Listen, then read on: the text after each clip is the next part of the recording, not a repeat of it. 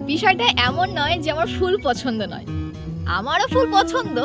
আমিও চাই কেউ আমাকে ফুলের বুকে দিক বা ফুল সহ একটা গাছ এনে দিক, কিন্তু আমি কখনো কারো কাছে কিছু চাইনি। ভালো লাগে না। এরকম নয় যে আমার জন্মদিনের দিন সারপ্রাইজ পেতে ভালো লাগে না, আমার জন্মদিনের দিন সেলিব্রেট করতে ভালো লাগে না, আমার অনেক বড় বড় করে না হোক, ছোট করেও কিছু ফ্যামিলির সঙ্গে ফ্রেন্ডসদের সঙ্গে আনন্দ করতে ইচ্ছা করে না। করে, কিন্তু আমি কখনো বলিনি কিছু।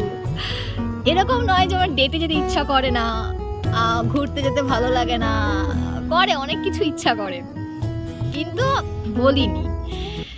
বিষয়টা কি জানো, বলে বা চেয়ে কখনো কারো থেকে কিছু নেওয়া যায় না। এই সমস্ত জিনিসগুলো না তখন ভালো লাগে যখন কেউ নিজে থেকে স্বেচ্ছায় কিছু করে। চাইলে বা চেঁচিয়ে যখন তুমি কারো থেকে কিছু নেবে, সেটা সময় হোক, এফোর্টস হোক, অ্যাকশন হোক, লয়্যালটি হোক, অনেস্টি হোক, যাই হোক সম্পর্কে।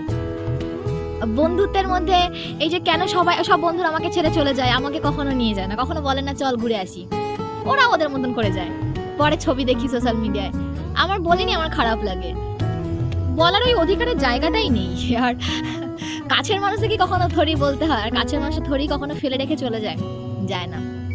তাই বলা তোমরা বন্ধ করে দাও। বন্ধুত্ব হোক, ভালোবাসা হোক, সম্পর্কের নাম যাই হোক, বা বাবা মাও কেন পড়ছে না, কিছু সময় বাবা মাও বোঝে না, নিজেরা নিজেদের মতন করে থাকে, ভালো লাগে না ওই জিনিসগুলো। আর সব কিছুকে না আপনা আপনি করলে তখন ওটার মাধুর্য অনেক বেড়ে যায়, সৌন্দর্য থাকে তার মধ্যে। এমনি এমনি তখন আর কিছুই ভালো লাগে না। অনেক কিছু পছন্দ আমার, অনেক কিছু, তারপরে ছেড়ে দিই সবকিছু।